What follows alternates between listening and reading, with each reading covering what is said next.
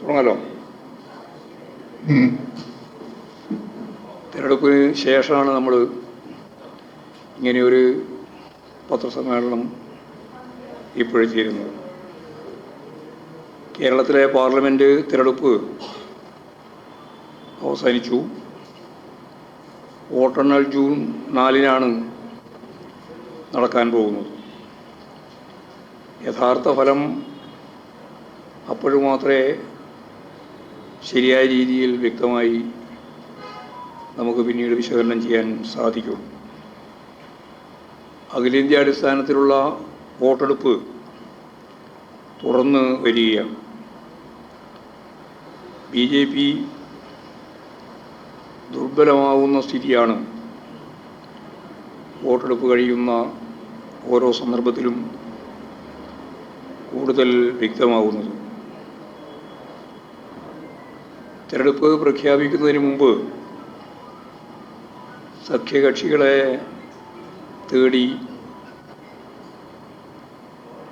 BJP NDA വിഭാഗം അലഞ്ഞു നടങ്ങുന്ന കാഴ്ച നമ്മൾ കണ്ടു.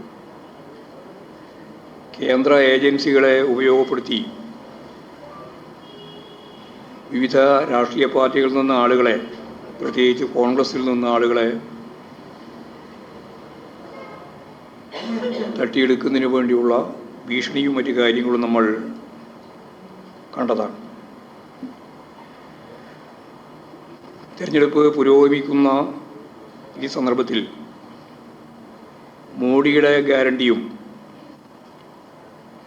അതായിരുന്നു വലിയ പ്രചാരവേല. ജനങ്ങൾ തള്ളിക്കളഞ്ഞു എന്ന് ബോധ്യപ്പെട്ടതോടെ വർഗീയ പ്രചരണങ്ങൾക്ക് നേതൃത്വം നൽകുകയാണ് BJP നേതൃത്വം തന്നെ ചെയ്യുന്നത്. അപ്പോൾ ഇത്തരം വർഗീയ ധ്രുവീകരണ ശക്തികൾക്കെതിരെ തെരഞ്ഞെടുപ്പ് കഴിഞ്ഞാലും അതീവ ജാഗ്രത പുലർത്തേണ്ടതുണ്ട് എന്ന് തന്നെയാണ് പാർട്ടി കാണുന്നത്.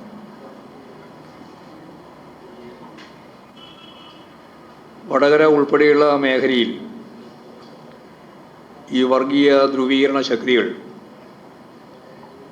അഖിലേന്ത്യാ അടിസ്ഥാനത്തിൽ കോൺഗ്രസ് ഉൾപ്പെടെ ചേർന്നുകൊണ്ടുള്ള വർഗീയതയ്ക്കെതിരായി പൊരുതുന്ന ശക്തികൾക്കെതിരായിട്ടാണ് ധ്രുവീകരണത്തിന് BJPയും സംഘപരിവാരും ശ്രമിക്കുന്നതെങ്കിൽ ഇവിടെ കോൺഗ്രസ് ഉൾപ്പെടെ ചേർന്ന് വർഗീയ ധ്രുവീകരണം ഉണ്ടാക്കാൻ വേണ്ടി ശ്രമിക്കുന്ന നിലയാണ് വടകര പോലെയുള്ള മേഖലയിൽ കാണുന്നത്. തീർച്ചയായും തിരഞ്ഞെടുപ്പ് കഴിഞ്ഞാലും മതസൗഹാർദ്ദം നിലനിർത്താനും വർഗീയ ധ്രുവീകരണത്തിന് നടത്തുന്ന ശ്രമങ്ങളെ ഫലപ്രദമായിട്ട് ജനങ്ങളിൽ തുറന്നു കാണിക്കാനും ആവശ്യമായ നീക്കം അത്തരം മേഖലയിൽ നടത്തേണ്ടി വരും എന്ന് തന്നെയാണ് ചൂണ്ടിക്കാണിക്കാനുള്ളത്. പൗരത്വ ഭേദഗതി നിയമത്തിൻ്റെ ചട്ടങ്ങൾ തിരക്ക് പിടിച്ച് ഉണ്ടാക്കിയത് വർഗീയ ധ്രുവീകരണത്തിനു വേണ്ടി തന്നെയാണ്. രാമക്ഷേത്രത്തിൻ്റെ ഉദ്ഘാടനവും പൂർത്തിയാകുന്നതിന് മുമ്പ് സംഘടിപ്പിച്ചതും ഈ ധ്രുവീകരണം ലക്ഷ്യം വെച്ചുകൊണ്ടാണ്. എന്നിട്ടും രക്ഷയില്ല എന്ന് വന്നപ്പോഴാണ് പച്ചയായ വർഗീയ പ്രചാരണവുമായി മോഡി തന്നെ പരസ്യമായി രംഗത്ത് വന്നു. ഹിന്ദുക്കൾ സ്വരൂപിക്കുന്ന സമ്പത്ത് കൂടുതൽ കുട്ടികളെ ഉൽപ്പാദിപ്പിക്കുന്ന വിഭാഗത്തിൻ്റെ പരാമർശത്തോടെ മുസ്ലിങ്ങൾ അതെല്ലാം വീതിച്ചു കൊടുക്കാനാണ് പോകുന്നത് എന്ന സ്പിരിറ്റിൽ ഏതെങ്കിലും രാജസ്ഥാനിലൊരു പ്രസംഗത്തിൻ്റെ ഭാഗമായിട്ട് മാത്രമല്ല, തുടർച്ചയായിട്ട് ഇപ്പോഴും പ്രസംഗിച്ചുകൊണ്ടിരിക്കുകയാണ്. പിന്നെ കേരളത്തെ അപമാനിക്കാൻ എന്തെല്ലാം സാധ്യതകളാണോ ഉള്ളത് അത് ഈ BJP സംഘപരിവാർ വിഭാഗം വളരെ ശക്തിയായിട്ട് പ്രചരിപ്പിച്ചുകൊണ്ടിരിക്കുകയാണ്. അതിലേറ്റവും പ്രധാനപ്പെട്ട ഒന്നാണ് ക്ഷേത്ര വരുമാനത്തിൻ്റെ 98.2% മുസ്ലിങ്ങൾക്ക് വേണ്ടിയിട്ട് നൽകുകയാണ്, അതിനു വേണ്ടിയിട്ടാണ് ഉപയോഗിക്കുന്നത് എന്ന് ചാനൽ ചർച്ചയിൽ BJPയുടെ വക്താവ് സഞ്ജു വർമ്മ, അയാൾ ദേശീയ വക്താവാണ്. വളരെ വ്യക്തതയോടുകൂടി സാധാരണ എല്ലാം നടക്കുന്നത് പോലെ വളരെ പ്രധാനപ്പെട്ടൊരു കണക്ക് അവതരിപ്പിക്കുകയാണ്. 98.2% ക്ഷേത്ര വരുമാനത്തിൽ നിന്ന് കിട്ടുന്നതിൻ്റെ ഈ പങ്ക് മുസ്ലിങ്ങൾക്ക് വേണ്ടിയിട്ടാണ് ഉപയോഗിക്കുന്നത് എന്ന് കള്ളപ്രചാരവേല നടത്തുക. നമുക്കറിയാം, ഇവിടെ കേരളത്തിൽ ദേവസ്വം ബോർഡുമായിട്ട് ബന്ധപ്പെട്ട ക്ഷേത്രം 5 ദേവസ്വം ബോർഡുകളുണ്ട്. അതിൻ്റെ ഭാഗമായിട്ട് കിട്ടുന്ന ഒരു പൈസയും ഗവൺമെൻറ് സംവിധാനത്തിൻ്റെ ഭാഗമായിട്ട് ഉപയോഗിക്കുന്നില്ല. ദേവസ്വം ബോർഡുകൾക്ക് അങ്ങോട്ട് പണം കൊടുക്കുന്ന നിലയാണ് കേരളത്തിലെ ഗവൺമെൻറ് സ്വീകരിച്ചുകൊണ്ടിരിക്കുന്നത്. മുമ്പ് കേരളത്തിൽ BJP-ക്കാർ നിരന്തരമായിട്ട് പറഞ്ഞുകൊണ്ടിരുന്ന ഒരു കാര്യം, ക്ഷേത്ര ഭരണങ്ങളിൽ നിന്ന് കിട്ടുന്ന പണം ഗവൺമെൻറ് ഖജനാവിലേക്ക് എടുക്കുന്നു എന്നാണ്. അപ്പോൾ ഗവൺമെൻറ് ഖജനാവിലേക്ക് എടുക്കുന്നില്ല എന്ന് മാത്രമല്ല, ശബരിമല ഉൾപ്പെടെയുള്ള പ്രൊജക്റ്റിൻ്റെ ഭാഗമായിട്ട് പണം ഗവൺമെൻറ് ഓരോ വർഷവും ക്ഷേത്ര ഉത്സവം ഉൾപ്പെടെയുള്ള പരിപാടികൾക്ക് വേണ്ടി കൂടുതൽ ചിലവാക്കുന്ന നിലയാണ് സ്വീകരിച്ചത്. അപ്പോഴാണ് ഈ സഞ്ജു വർമ്മ പറയുന്നത് 3578 ക്ഷേത്രങ്ങൾ ദേവസ്വം ബോർഡ് ഭരിക്കുകയാണ്. അതിൽ 590 കോടി രൂപയുടെ വരുമാനമുണ്ട്. ഈ വരുമാനത്തിൻ്റെ 98.2% ഹിന്ദുക്കൾക്ക് നൽകാതെ മുസ്ലിങ്ങൾക്ക് നൽകുകയാണ് എന്ന് മാത്രമല്ല, ഹിന്ദു സ്ത്രീകളാണ് ഈ ക്ഷേത്രങ്ങളിലുള്ള വരുമാനത്തിൻ്റെ പ്രധാനപ്പെട്ട പങ്ക് നിർവഹിക്കുന്നത്. അവരുടെ മാല, അവരുടെ വരുമാനം, വള, താലിമാല ഒക്കെയാണ് നൽകുന്നത്. അപ്പോൾ മോഡി പറഞ്ഞതിനെ ശരിയായ രീതിയിൽ ഞങ്ങൾ ഈ കേരളത്തിൻ്റെ അനുഭവം വെച്ച് വിശദീകരിക്കുകയാണ് എന്നാണ് ഇവർ പറഞ്ഞുകൊണ്ടിരിക്കുന്നത്. അപ്പോൾ മുസ്ലിങ്ങൾക്ക് വേണ്ടി ഇത്രയും പണം 98.2%, അതും അവർ പറയുന്നത് 590 കോടിയോളം വരുമാനമുള്ളത് ഇങ്ങനെ ഉപയോഗിച്ചുകൊണ്ടിരിക്കുന്നു എന്നുള്ള കള്ളപ്രചരണമാണ്. കള്ളപ്രചരണം എന്ന് പറഞ്ഞാൽ ഇത് ഒരു തരത്തിലുള്ള വസ്തുതയില്ലാതെ വെറുതെ കെട്ടിപ്പൊക്കി ഒരു കളവുണ്ടാക്കുക, ആ കളവ് വ്യാപകമായി പ്രചരിപ്പിക്കുക. ഇതാണ് വളരെ പ്രധാനപ്പെട്ട ഒരു പ്രശ്നമായിട്ട് കാണുന്നത്. അപ്പോൾ പാർട്ടി കാണുന്നത് ഈ വർഗീയ ധ്രുവീകരണ ശ്രമങ്ങളെ മറികടക്കുന്നതിന് രാജ്യത്തെ മതനിരപേക്ഷ ശക്തികൾ തീർച്ചയായും ജാഗ്രത പാലിക്കണമെന്നും, ഏതായാലും ഈ തെരഞ്ഞെടുപ്പ് കഴിയുന്നതോടുകൂടി രാജ്യത്ത് മതനിരപേക്ഷ സർക്കാർ രൂപം കൊള്ളുന്ന സാധ്യത ഉണ്ട് എന്നുള്ളതുമാണ് ഞങ്ങൾ കണ്ടിട്ടുള്ളത്. കേരളത്തിൻ്റെ സ്ഥിതി പൊതുവായിട്ട് പരിശോധിച്ചപ്പോൾ കേരളത്തിലെ LDF-നെ ദുർബലപ്പെടുത്തുക എന്ന അജണ്ടയാണ് BJP-യും കോൺഗ്രസും സ്വീകരിച്ചുകൊണ്ടിരിക്കുന്നത്. ഇതിൻ്റെ ഭാഗമായാണ് രാഹുൽ ഗാന്ധി തന്നെ വീണ്ടും വയനാട്ടിൽ വന്ന് മത്സരിക്കുന്നതിന് തയ്യാറായിട്ടുള്ളത് എന്ന് തന്നെ എല്ലാവർക്കും അറിയാം. കഴിഞ്ഞ തിരഞ്ഞെടുപ്പിലുണ്ടായിരുന്ന ആ ഒരു പ്രഭ ഈ തിരഞ്ഞെടുപ്പിൽ കോൺഗ്രസിനും അതുപോലെ രാഹുൽ ഗാന്ധിക്കുമില്ല എന്നെല്ലാവർക്കും അറിയാം. വയനാടിൻ്റെ വികസനത്തിന് യാതൊരു തരത്തിലും ഇടപെടാതിരുന്ന രാഹുൽ ഗാന്ധിക്കെതിരായ പ്രതിഷേധം സ്വാഭാവികമായിട്ടും അവിടെ പ്രതിഫലിക്കുമെന്ന കാര്യത്തിൽ തർക്കമില്ല. കേരളത്തിൽ BJP-ക്ക് അക്കൗണ്ട് തുറപ്പിക്കുക എന്ന നിലയിൽ തൃശ്ശൂരിൽ പ്രകടമായി പാർട്ടിക്കെതിരായി ED-യും IT-യും ഒക്കെ യാതൊരു മറയുമില്ലാതെ ഇടപെടുന്ന നിലയാണ് ഉണ്ടായത്.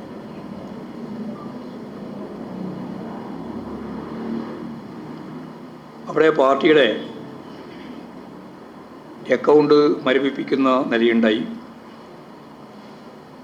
പ്രധാനമന്ത്രി ഉൾപ്പെടെ നിരവധി പ്രാവശ്യം കേരളത്തിലെത്തുകയും തൃശ്ശൂരെത്തുകയും കള്ളപ്രചരണങ്ങൾക്ക് നേതൃത്വപരമായ പങ്ക് തന്നെ വഹിക്കുകയും ചെയ്തു. സ്വാഭാവികമായി ഇവർ അവതരിപ്പിച്ച കള്ള പരാതികൾ, പ്രചരണങ്ങൾ ജനങ്ങൾ വിശ്വാസത്തിലെടുത്തില്ല എന്നുള്ളത് സത്യമാണ്. LDFിൻ്റെ വിജയം തടയുന്നതിന് വേണ്ടി BJPയുമായി പോലും കൂട്ടുകെട്ടുണ്ടാക്കുന്നതിനൊരു മടിയും UDF കാണിച്ചിട്ടില്ല. അതിൻ്റെ വളരെ വ്യക്തമായ തെളിവുകൾ ഇപ്പോൾ പുറത്ത് വന്നുകൊണ്ടിരിക്കുകയാണ്. വടകര നിയോജക മണ്ഡലത്തിൽ BJPയുടെ വോട്ടുകൾ UDFന് നൽകണമെന്ന ധാരണ പരസ്യമായി തന്നെ അതിൻ്റെ പ്രവർത്തകർ പറയുന്ന സ്ഥിതിയിൽ എത്തുകയുണ്ടായി. ഷാഫി പറമ്പിൽ വിജയിച്ചാൽ പാലക്കാട് നടക്കാൻ പോകുന്ന ഉപതെരഞ്ഞെടുപ്പിൽ BJPയെ സഹായിക്കാമെന്ന വാഗ്ദാനവും സ്ഥാനാർത്ഥിയിൽ നിന്ന് തന്നെ ലഭിക്കുമെന്ന ഉറപ്പുകൂടി വന്നപ്പോൾ അതിന് കുറേയും കൂടി സ്ഥിരീകരണം നൽകുന്ന സ്ഥിതിയാണ് ഉണ്ടായത്. വർഗീയ പ്രചരണത്തിലും ഈ മണ്ഡലം ശക്തിയായി അശ്ലീല പ്രചാരവേല ഉൾപ്പെടെ നടത്തുന്നതിലും എന്ന് പറഞ്ഞാൽ സാധാരണ രാഷ്ട്രീയ പ്രചരണത്തിന് പകരം വ്യക്തിഗതമായി അധിക്ഷേപിക്കുക, തുറന്ന രീതിയിലുള്ള അശ്ലീല പ്രചരണങ്ങൾ സംഘടിപ്പിക്കുക,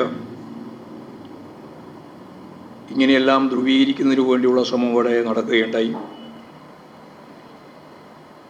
എന്നാൽ ഇതിനെയെല്ലാം ജനങ്ങൾ ഫലപ്രദമായി തള്ളിക്കളയും എന്ന് തന്നെയാണ് ഞങ്ങൾ പ്രതീക്ഷിക്കുന്നത്. തൃശ്ശൂരിലെ പാർട്ടി നേതൃത്വത്തിനെതിരായി അതിൻ്റെ എത്രയോ പതിറ്റാണ്ടുകളായിട്ട് നിലനിൽക്കുന്ന അക്കൗണ്ട് തന്നെ മരവിപ്പിക്കുന്ന നിലയും തൃശ്ശൂർ പൂരം തന്നെ അലങ്കോലപ്പെടുത്തി എന്ന രീതിയിലുള്ള വ്യാപകമായ കള്ളപ്രചാരവേലയും ഇതെല്ലാം ഉണ്ടായെങ്കിലും അവിടെ BJPക്ക് മൂന്നാം സ്ഥാനത്തെത്താൻ മാത്രമേ സാധിക്കുള്ളൂ എന്നും തൃശ്ശൂർ വലിയ രീതിയിൽ ഇടതുപക്ഷ ജനാധിപത്യ മുന്നണി വിജയിച്ചു വരും വടകര പോലെ തന്നെ എന്നുമാണ് പാർട്ടി കാണുന്നത്. വോട്ടിംഗ് ശതമാനം കുറഞ്ഞ പ്രശ്നം കഴിഞ്ഞ 2019 തെരഞ്ഞെടുപ്പിൽ 77.67% 71.16% ഇപ്പോൾ കുറഞ്ഞിരിക്കുകയാണ്. ഇടതുപക്ഷ ജനാധിപത്യ മുന്നണിയുടെ വോട്ടർമാർ പൊതുവെ പോളിംഗ് ബൂത്തിൽ എത്തിയിട്ടുണ്ട് എന്ന് തന്നെയാണ് ഞങ്ങളുടെ വിലയിരുത്തൽ. വോട്ടിംഗ് ശതമാനം കുറഞ്ഞത് പരമ്പരാഗതമായി UDFന് സ്വാധീനമുള്ള മേഖലകളിലാണ്. അതിനാൽ ശതമാനത്തിലുണ്ടാകുന്ന കുറവ് ഈ തെരഞ്ഞെടുപ്പിൽ UDFനെയാണ് ബാധിക്കുക എന്നതിൽ സംശയമില്ല.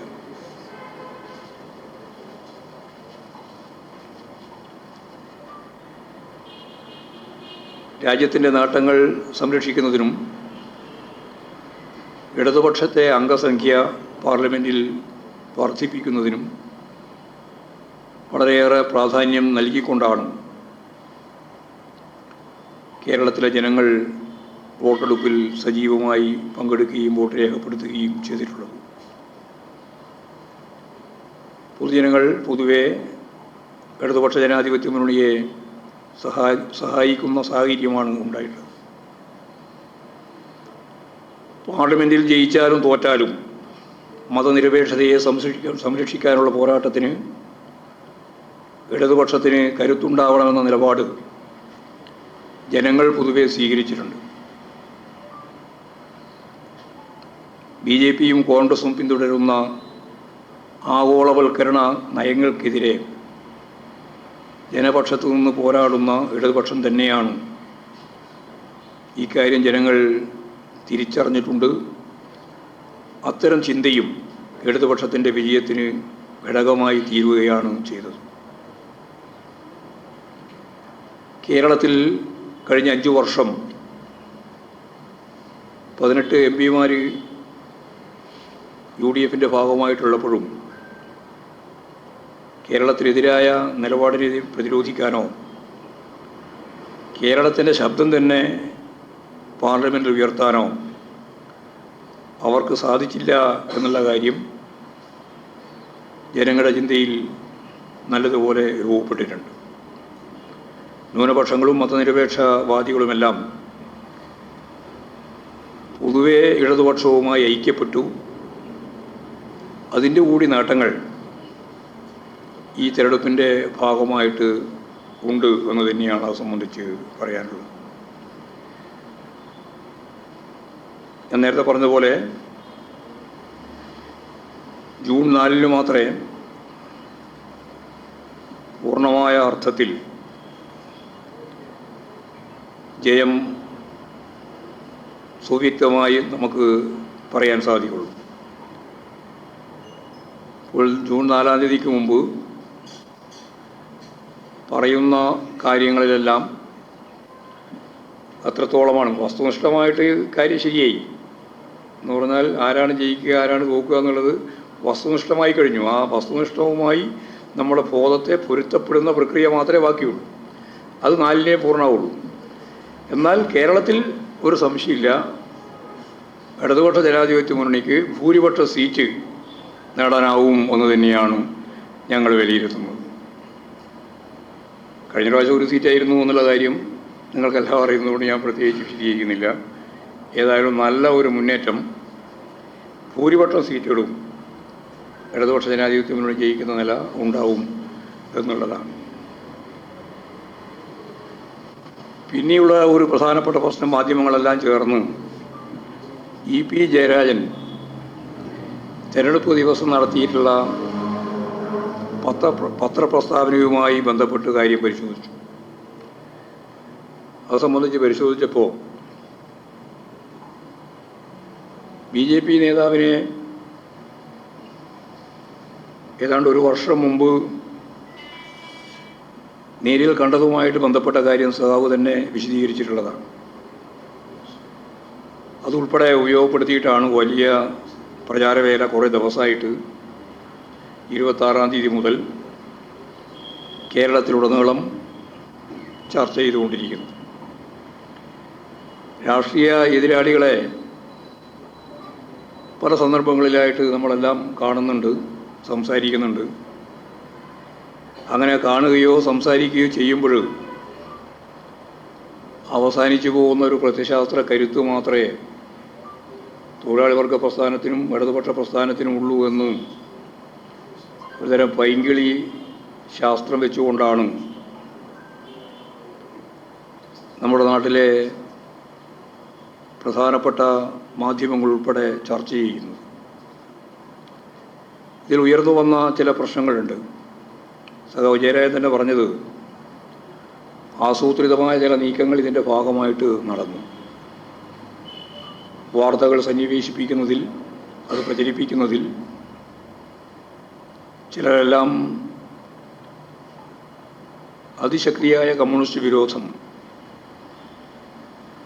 വ്യക്തിപരമായിട്ട് തന്നെ ജയരാജനുമായിട്ട് ബന്ധപ്പെട്ട് നടത്തുകയുണ്ടായി. അപ്പം ഇത്തരം തെറ്റായ നിലപാടുകളെയും സമീപനങ്ങളെയും ഫലപ്രദമായിട്ട് പ്രതിരോധിക്കുന്നതിന് നിയമപരമായ മാർഗങ്ങൾ സ്വീകരിക്കേണ്ടി വരും. അങ്ങനെ സ്വീകരിക്കുന്നതിന് സഖാവ് ജയരാജനെ പാർട്ടി ചുമതലപ്പെടുത്തിയിരിക്കുക. അത്തരം കേസ് സംബന്ധമായ കാര്യങ്ങളും കൈകാര്യം ചെയ്യണമെന്ന് തന്നെയാണ് ഉദ്ദേശിക്കുന്നത്.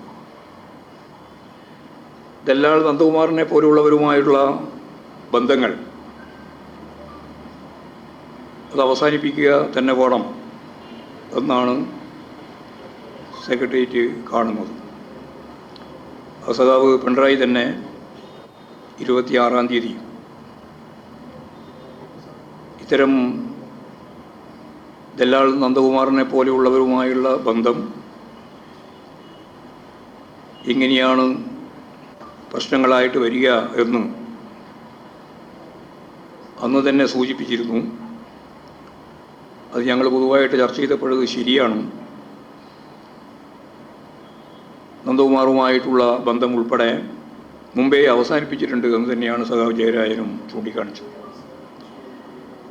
ഇതാണ് അത് സംബന്ധിച്ച് പറയാനുള്ള കാര്യം.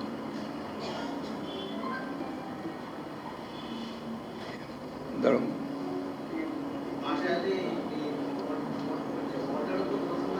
ആ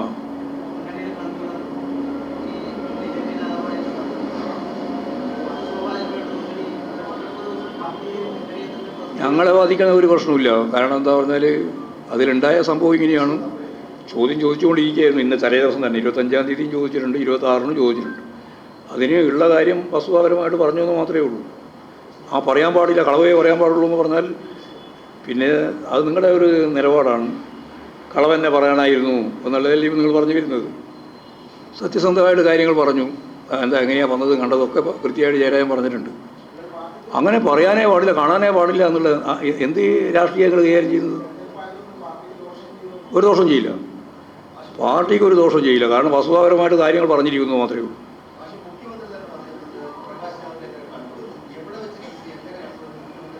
അല്ല, മുഖ്യമന്ത്രി അത് അദ്ദേഹത്തോട് ചോദിച്ചാൽ മതി എവിടുന്നാണ് കണ്ടത്. ഞാൻ കണ്ടല്ലോ ഈ കഴിഞ്ഞ 24-ാം തീയതി പോകുമ്പോൾ തിരുവനന്തപുരത്ത് എയർപോർട്ടിൽ. പക്ഷേ നമ്മൾ തമ്മിൽ യാതൊരു ബന്ധമില്ല. അതുകൊണ്ട് അയാളൊരു ഭാഗത്തിരുന്നു, ഞാൻ വേറൊരു ഭാഗത്തിരുന്നു. അതെ, അങ്ങനെ തന്നെ കാണുള്ളൂ. വേറെ എങ്ങനെ കാണുള്ളൂ? ഇത് അതേ ഫ്ലൈറ്റിൽ നിന്ന് വന്ന് കണ്ടു, നമ്മൾ പോകുന്ന വഴിക്ക് കണ്ടു, അത്രയും വ്യത്യാസം. ആ, വേറെ അധികം വിശദീകരണത്തിൻ്റെ പ്രശ്നമില്ല. നിങ്ങൾക്ക് പറഞ്ഞാലും മനസ്സിലാവാതെ എന്താ വെച്ചാൽ നിങ്ങൾക്കൊരു അജണ്ടയുണ്ട്. ആ അജണ്ട ഞങ്ങളെ ചിലവിൽ നടത്തണമെന്നാണ് നിങ്ങൾ ധരിക്കുന്നത്. ആ, നിങ്ങൾ പറ, ചോദിക്കും, ഓരോരാളായി ചോദിക്കും.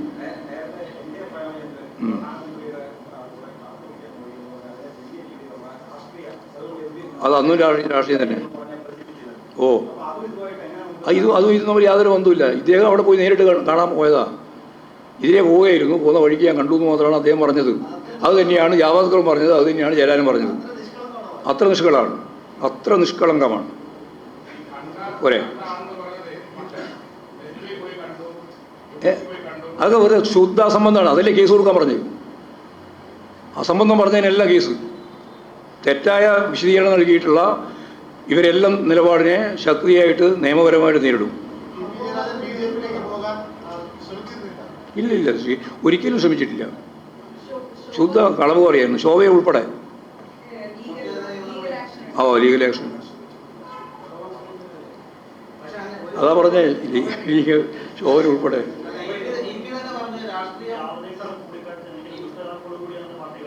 ദുഷ്ടലാക്കുകളൊന്നും കാണുന്നില്ല. വേറെ എന്തെങ്കിലും ദുഷ്ടലാക്ക് വന്നിരിക്കുന്നു. അതുകൊണ്ടാണ്. എന്ത് നടപടി നിങ്ങൾക്ക് പറഞ്ഞാൽ മനസ്സിലാവാതെ ഞാനാ ഉത്തരവാദി? ഞങ്ങൾ നടപടിയെടുക്കുക, അതിന് സംഘടനാപരമായി എന്തെല്ലാം കാര്യങ്ങൾ കൈകാര്യം ചെയ്തിട്ട് മാത്രമേ നടപടിയെടുക്കാൻ പറ്റുക. അങ്ങനെയുള്ള നടപടിയെടുക്കേണ്ട ഒരു പ്രശ്നം നമ്മുടെ മുമ്പിൽ ഇല്ലല്ലോ ഇപ്പോഴും.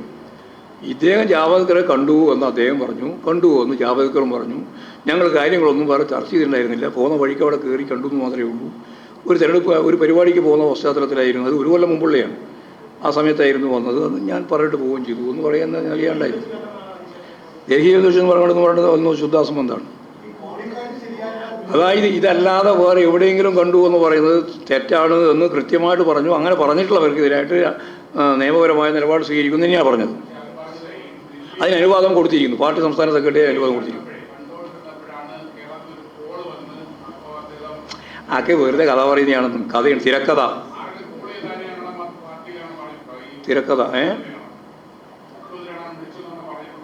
ആര് അതേത് എന്തും പറയുന്നതിന് യാതൊരു മടിയില്ലാതെ കുറേ ആൾ എന്തെങ്കിലും പറയുന്നതിന് നമ്മൾ പറയേണ്ട കാര്യം എന്താ ഉള്ളത്? മുഖ്യമന്ത്രി വിളിച്ചിട്ട് ഇങ്ങോട്ട് അത് നിങ്ങൾ കണ്ടുപിടിക്കേണ്ടിയാണ്. ആരൊക്കെയാ തിരക്കഥ എന്നല്ല നിങ്ങൾ കണ്ടുപിടിച്ചു. നന്ദകുമാർ തള്ളി പറഞ്ഞല്ലോ, ഫ്രോഡാണ് ഇന്നലെ തന്നെ പറഞ്ഞില്ലേ? ഇന്നലെ തന്നെ പറഞ്ഞില്ലേ? അത് നിങ്ങൾക്ക് ഈ തള്ളി പറഞ്ഞ മനസ്സിലാകുന്നില്ല. വലിയ പ്രചരണമുണ്ട്. അതിപ്പോൾ ശരിയല്ലേ? ഇന്നും പോയല്ലോ. അതിനിടക്ക് പിന്നെ ഇതെന്താ കാര്യമെന്ന് ജയരാജൻ BJPയിലേക്ക് പോയിട്ടില്ലല്ലോ, പോകാൻ പോയിട്ടില്ല, പോകുന്നതിന് ഉദ്ദേശിച്ചിട്ടില്ല. അത്രയും കാര്യം പറഞ്ഞാൽ പിന്നെ നിങ്ങൾക്ക് എന്തിനാ സംശയം? വെറുതെ നിങ്ങൾ കുറേ ആൾ സംശയിച്ച് നടക്കുക, എന്നിട്ട് ചർച്ച ഉണ്ടാക്കാൻ വേണ്ടി വൈകുന്നേരം അങ്ങനെ പോയിട്ടുണ്ടോ ഇങ്ങനെ പോയിട്ടില്ലയോ. പ്രതിപക്ഷ നേതാവ് പറയുന്നതിനൊന്നും യാതൊരു അടിസ്ഥാനമില്ല എന്ന്. അതുകൊണ്ട് അതിനൊന്നും മറുപടി പറയണ്ട.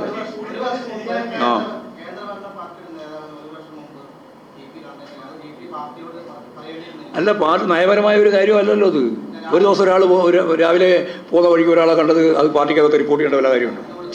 അതൊന്നുമില്ല. അതൊന്നും ഒളിച്ചു വെക്കേണ്ട കാര്യമൊന്നുമില്ല. ഒളിച്ചു വെക്കേണ്ട കാര്യമില്ല, റിപ്പോർട്ട് ചെയ്യേണ്ട കാര്യമില്ല.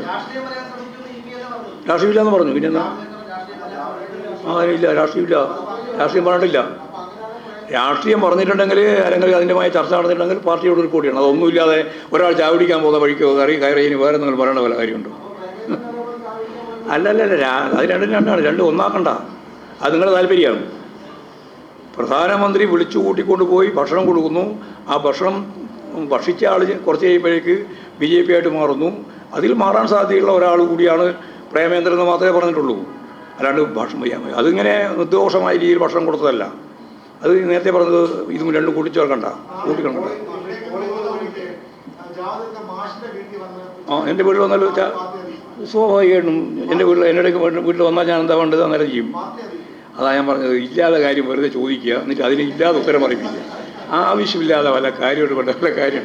അതായത് ഇല്ലാതൊരു ചോദ്യം ചോദിക്കുക, എന്നിട്ട് ഇല്ലാതൊരു ഉത്തരം ഞാൻ പറയുക, എന്നിട്ട് ആ ഇല്ലാതെ ഉത്തരം നാളെ പത്രത്തിൽ വലിയ പണ്ടൊക്കെ തലക്കെട്ട് പോകുന്ന മാഷ് ഇങ്ങനെയാണ് ചെയ്യുന്നതെന്ന് പറയാം. ആരെ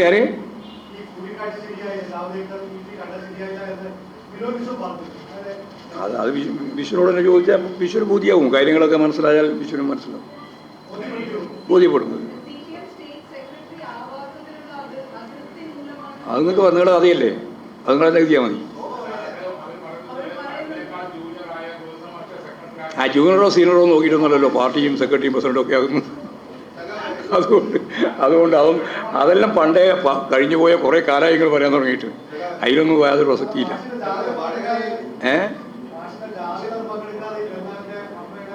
എൻ്റെ ജാതിയിൽ പങ്കെടുക്കേണ്ട കാര്യമില്ലല്ലോ. ഞാൻ നയിക്കുന്ന ജാതിയല്ലേ, അപ്പോൾ ഞാനല്ലേ അതിൽ പങ്കെടുക്കേണ്ടത്. ബാക്കി ആരൊക്കെ പങ്കെടുക്കണം തീരുമാനിച്ചിട്ട് അവരെല്ലാം പങ്കെടുത്തിട്ടുണ്ട്.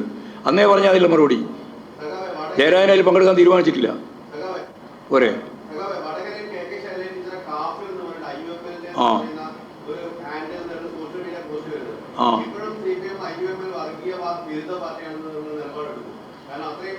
ഇത് ഈ പ്രചരണം നടന്നുണ്ട്. അപ്പോൾ കോൺഗ്രസിന് എന്താ പറയുക, ഷാഫിന് എന്താ പറയുക? ഷാഫി വർഗീയ പാർട്ടിയാ? അല്ല, മറ്റേ അതാണ് ചോദിക്കുന്നത്. ശൈല ടീച്ചറെ പറ്റി തന്നെ ഇവരെല്ലാം ചേർന്നിട്ടാണ് ഇതൊക്കെ നടത്തിക്കൊണ്ടിരിക്കുന്നത്. മറ്റേ നമ്മുടെ രേഖ കൃത്രിമം ഉണ്ടാക്കിയ പ്രസിഡന്റ് ഉണ്ടല്ലോ, ആരാണ്? അത് നിങ്ങൾക്ക് എല്ലാവർക്കും മനസ്സിലായല്ലോ കാര്യം. അങ്ങനെ പറയുമ്പോൾ തന്നെ ആൾക്ക് മനസ്സിലായല്ലോ. അവരെല്ലാം കൂടി ചേർന്നുകൊണ്ടുണ്ടാക്കുന്നതിനാ. അപ്പോൾ കോൺഗ്രസിനെ നമ്മൾ വർഗീയ പാർട്ടിയാണെന്ന് പറയുമോ? എന്തിനാണ് ഇങ്ങനെയുള്ള ചോദ്യം ചോദിക്കുന്നതെന്ന് എനിക്ക് മനസ്സിലാവാതെ. പാലക്കാടോ? അല്ല, പാലക്കാട് അസംബ്ലി മണ്ഡലത്തിൽ ഒരു ഉപതെരഞ്ഞെടുപ്പ് വരികയാണെങ്കിൽ ഞാൻ നിങ്ങളെ BJPനെ സഹായിക്കുക എന്നുള്ളതാണ് ഷാഫിയുടെ ഉത്തരം. എവിടെ? വോട്ട് മറിക്കാൻ വേണ്ടിയില്ല ഈ പണിയിലാണ് നടത്തുന്നത്. പറയുന്നതിനാ? അതിനെ പറയുന്നത് ലോക്സഭയിൽ തന്നെ വോട്ട് മറിക്കാൻ ആവശ്യമായ പ്രചരണം നടത്തിയിട്ടുണ്ട്. അവർ തമ്മിലൊരു ഡീൽ ഉണ്ടാക്കിയിട്ടുണ്ട്. ഇല്ല, എണ്ണം പറയില്ല. ഞാൻ പറഞ്ഞില്ലേ, ഏതായാലും നിങ്ങൾക്ക് ഒരു കാര്യം പറയാം, 2 അക്കൗണ്ടായാലേ ഭൂരിപക്ഷമാവുള്ളൂ. അപ്പോൾ ഭൂരിപക്ഷം സീറ്റും ഇടതുപക്ഷ നേതൃത്വത്തിനോട് ചെയ്യും. അതിൽ കിടക്കും, അതെല്ലാം കിടക്കും. ആര്? BJP ജയിക്കില്ല, എവിടെയും ജയിക്കില്ല. BJPക്ക് ജയിക്കാനുള്ള ഒരു സാധ്യതയില്ല കേരളത്തിൽ. അവർക്ക് പരമാവധി കിട്ടിയ 28% വോട്ടുണ്ട്. അത് മുമ്പേ പ്രചരിക്കുന്നില്ല. പ്രധാനമന്ത്രി തന്നെ പ്രചരിപ്പിച്ചിട്ടില്ലേ? അതിനപ്പുറം ആരാ പ്രചരിപ്പിക്കേണ്ടത്? അവിടെ തോക്കും. വടകര പേടിയൊന്നുമില്ല. വടകര നല്ല ഉറച്ച ധൈര്യമാണ്. അല്ല, അങ്ങനെയാണ് നമ്മൾ തോക്കുന്നില്ല പറയാം. തോക്കുമെന്ന് പറയുന്നില്ല. ഇതെല്ലാം ചെയ്താലും വടകര ജയിക്കും. പോരെ? ഇനി ആദ്യം ജയിക്കുന്ന വടകരയാണ്.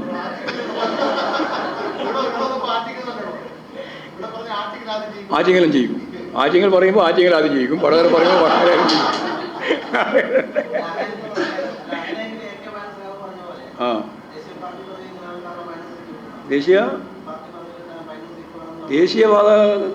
ദേശീയ പാർട്ടി എന്ന രീതിയിലുള്ള പദവി ഇപ്പം തന്നെ നിലവിലുണ്ടല്ലോ. പിന്നെ എന്തിനാ അതിന് കിട്ടാൻ വേണ്ടി വേറെ നടക്കുന്നു? അതെന്ത് ഏകവനോട് ചോദിച്ചാൽ മതി കാര്യം. ഞങ്ങൾക്കതിൻ്റെ പ്രശ്നമൊന്നുമില്ല. ഞങ്ങൾക്ക് ഇപ്പോൾ തന്നെ ദേശീയ പദവി ഉണ്ട്. ഇനി അതിനെ ശക്തിയായിട്ട് മുമ്പോട്ട് കൊണ്ടുപോകാനാണ് പാർട്ടി ഉദ്ദേശിക്കുന്നത്. അത്രയേ ഉള്ളൂ.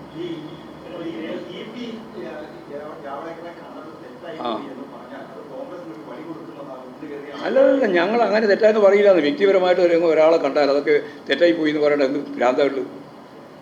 ഇതൊരു സാമൂഹിക ജീവിതത്തിലെ സാംസ്കാരിക മൂല്യമുള്ള ഒരു രാഷ്ട്രീയമല്ലേ നമ്മളെല്ലാം കൈകാര്യം ചെയ്യുന്നത്. അപ്പോൾ ആരെങ്കിലും ഒരാളെ കണ്ട ഉടനെ തന്നെ ആ രാഷ്ട്രീയം അതിൽ അവസാനിച്ചു പോകുന്നു കാണുന്നതിൽ എന്തൊരു തെറ്റായ വിശകലനമാണ്.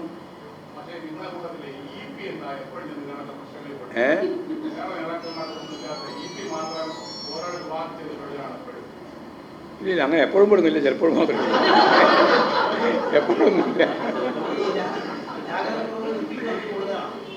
അങ്ങനെയൊന്നും പറയാൻ സാധിക്കില്ല. അതായത് വർക്ക് ചെയ്തുകൊണ്ടിരിക്കുന്ന സഹാക്കളെ സംബന്ധിച്ച് നന്നായിട്ട് പ്രവർത്തിക്കുന്നവർക്ക് ജയരാജൻ തന്നെ പറഞ്ഞ പോലെ പ്രവർത്തിക്കുന്നതിനിടയിൽ ചില ശരിയാണ് ഭൂരിപക്ഷം ഉണ്ടാകുക, ചിലപ്പോൾ തെറ്റും. ആ തെറ്റ് തിരുത്തി മുമ്പോട്ടേക്ക് പോവുക എന്നുള്ളതാണ് പാർട്ടി കാണുന്നത്.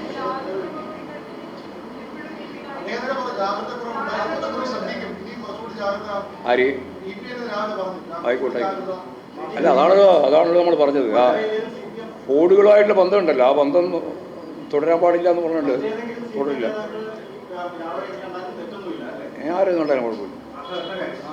ജാവേദ്കർ മാത്രമല്ല, ഇപ്പം പ്രധാനമന്ത്രിയെ പോകുന്ന സമയത്ത് കാണുന്നു. കണ്ടാലത്തെ കുഴപ്പം ഏറ്റവും വലിയ വർഗീയവാദിയുടെ പട്ടികയിലാണ് ഇവരെല്ലാം ഉൾപ്പെടുന്നത്. RSSൻ്റെ BJPയുടെ സംഘപരിവാറിൻ്റെ എല്ലാം ആളുകൾ. അവരെല്ലാം കണ്ടാൽ പിന്നെ മിണ്ടാൻ പാടില്ല, കാണാൻ പാടില്ല, ദൂഹ്യം പറയാൻ പാടില്ല എന്ന് പറയുന്നത് ശരിയായ ഒരു രാഷ്ട്രീയമല്ല, അത് രാഷ്ട്രീയ സംസ്കാരമല്ല.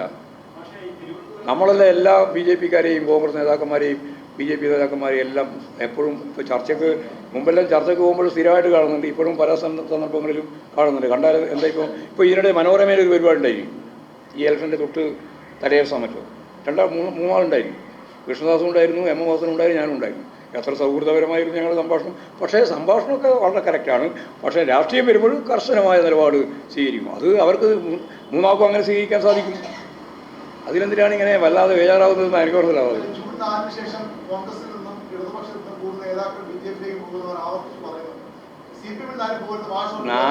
അതിനെപ്പറ്റി നിങ്ങളിപ്പം പറയണ്ട. അതെല്ലാം ഞാൻ പറഞ്ഞില്ലേ, വെറുതെ ആവശ്യമില്ലാതെ കഥ ഉണ്ടാക്കണ്ട. 4-ാം തീയതിക്ക് ശേഷം BJPയുടെ ഗവൺമെൻറ് തന്നെ ഇല്ലാതാവുന്ന ഒരു സാഹചര്യം വന്നാൽ പിന്നെ അങ്ങോട്ടേക്ക് പോകുന്നതിനെ പറ്റി വലുതായിട്ട് ആലോചിച്ചുകൊണ്ടിരിക്കേണ്ട കാര്യം വരുന്നില്ല. ഉണ്ടാ ചർച്ച ഇല്ലില്ല. അവരെ പോലുള്ള നമ്മൾ CPIM ഉൾക്കൊള്ളാൻ സാധിക്കുന്നതിൻ്റെ അപ്പുറത്താണ് അവരെല്ലാം. എല്ലാവരും ഉൾക്കൊള്ളാൻ സാധിക്കില്ല, ഇന്ത്യ അപ്പുറത്തുള്ളവരാണ് അവരൊക്കെ.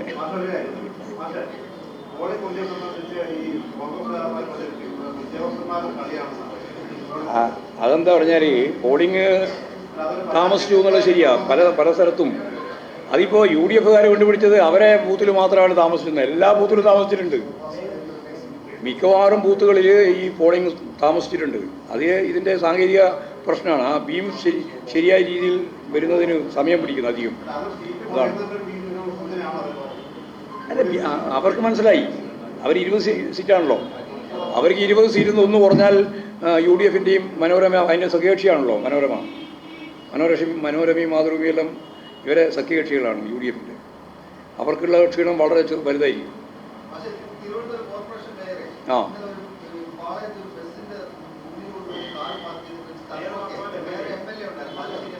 ആ എന്താ പെട്ടിട്ടുണ്ട്.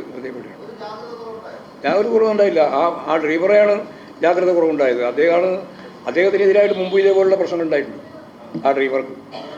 അപ്പോൾ ആ ഡ്രൈവർ ശരിയല്ലാതെ രീതിയിലുള്ള ചില ആംഗ്യങ്ങൾ കാണിച്ചതിൻ്റെ ഭാഗമായിട്ട് വന്ന പ്രശ്നം അത്. അപ്പോഴാണ് ചോദ്യം ചെയ്യാൻ പോയത്. അതിൽ വേറെ ജാഗ്രത കുറവൊന്നുമില്ല.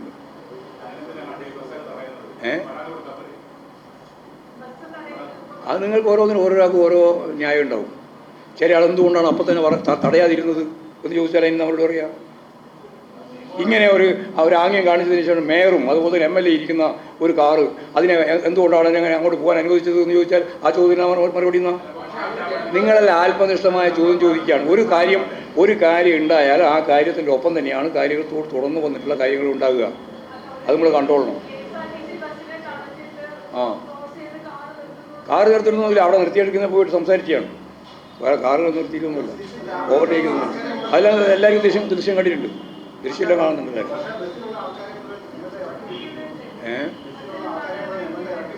ഇറക്കി വിട്ടിട്ടുണ്ട്. അതിൽ അപമാനിക്കുന്ന പ്രശ്നം അതുകൊണ്ടാണ് ഇടപെട്ടത്. ആ ഇടപെടൽ വേണ്ടി തന്നെയാണ്. ഇടപെട്ടുകയും ചെയ്തിട്ടുണ്ട്. അത്രയേ ഉള്ളൂ. അതിലിപ്പോൾ ആരെയും നമ്മൾ വേറെ കുറ്റവിമുക്തമാക്കേണ്ടതോ കുറ്റപ്പെടുത്തേണ്ടതോ ഇല്ല. എല്ലാ സംഭവം ഉണ്ടായി. ആ സംഭവത്തിൽ അപ്പോൾ തന്നെ ഇടപെട്ടപ്പോൾ സ്വാഭാവികമായിട്ടും കാര്യങ്ങൾ മനസ്സിലായി, കേസ് പോയി. അത്രയേ ഉള്ളൂ. നടപടി വേണം. എന്ത് നടപടി? എന്നാ പരാതി? അല്ല, എന്നാ പരാതി? എന്താ അവമാനിപ്പിച്ചിട്ടില്ല എന്ന് പറഞ്ഞാൽ പരാതിയാവുമോ? അവമാനിച്ചു എന്ന് പറഞ്ഞാലേ പരാതിയാവുള്ളൂ. പിന്നെ അവമാനിച്ചു എന്നുള്ള പരാതി, അവമാനിച്ചിട്ടില്ല എന്നുള്ള പരാതി രണ്ടെണ്ണം വന്നാൽ ഉറപ്പല്ലേ അതെടുക്കൂലെന്ന്? വെറുതെ പറയുന്ന ട്രിപ്പോൺ ആയില്ലേ? ബസ് അത് തടഞ്ഞിട്ടാണല്ലോ ചോദിച്ചത്. അതെല്ലാവരും കണ്ടതല്ലേ ചോദിക്കുന്നത്. സ്ത്രീകൾ ഉൾപ്പെടെയുള്ളവർ പോയി ചോദിക്കുന്നത് എല്ലാവരും കണ്ടെയാണ്. അതിൽ പിന്നെ പറയാൻ പ്രശ്നം. ശരിയായ രീതിയിൽ അന്വേഷണം നടത്തട്ടെ. ഇനി അന്വേഷണം നടത്തിയൊന്നും ശരിയല്ലെങ്കിൽ പോട്ടെ, നമുക്കെന്നിട്ടിപ്പോൾ ശരിയായ രീതിയിൽ കാര്യങ്ങൾ അന്വേഷിച്ച് പോകുന്നതിന് നിങ്ങളെന്തിനാ തടസ്സം നിൽക്കുന്നതെന്ന് വേണ്ടല്ലോ. തടസ്സം വേണ്ട. അല്ലെങ്കിൽ എപ്പോൾ ഫോൺ കുറഞ്ഞു അല്ല, ഈ സമയത്തെങ്കിലും ഈ ഫോൺ കുറഞ്ഞിട്ടുണ്ടോ? ഇല്ല. രാഷ്ട്രീയ അത് ഇന്ന് പിന്നെ ആരും ചോദിച്ചില്ല അങ്ങനെ. അതുകൊണ്ട് കൂടി അപ്പോൾ താത്വികമായി എന്തെങ്കിലും പറയേണ്ടി ഘട്ടം വരുമ്പോഴല്ലേ വേണ്ടു അല്ലേ? അത് നിങ്ങളാരും ചോദിച്ചില്ല. ഭയങ്കര ചൂടാണ്. റിസൾട്ട് ദേശീയ തലത്തിലോ? അത് പറഞ്ഞു. അത് സത്യമാണ്. വസ്തുനിഷ്ഠ യാഥാർത്ഥ്യവുമായുള്ള മനസ്സിൻ്റെ പൊരുത്തം, അതാണ് സത്യം. അപ്പോഴേ അത് സത്യം പൂർണ്ണമാവുള്ളൂ. ഇപ്പോൾ വസ്തുനിഷ്ഠ യാഥാർത്ഥ്യമായി, പക്ഷെ എന്തില്ല, ബോധവുമായിട്ടുള്ള പൊരുത്തമില്ല. ആ പൊരുത്തം എപ്പോഴാണോ വരുന്നത് അപ്പോൾ സത്യമായി. ഭയങ്കര ചൂടാ.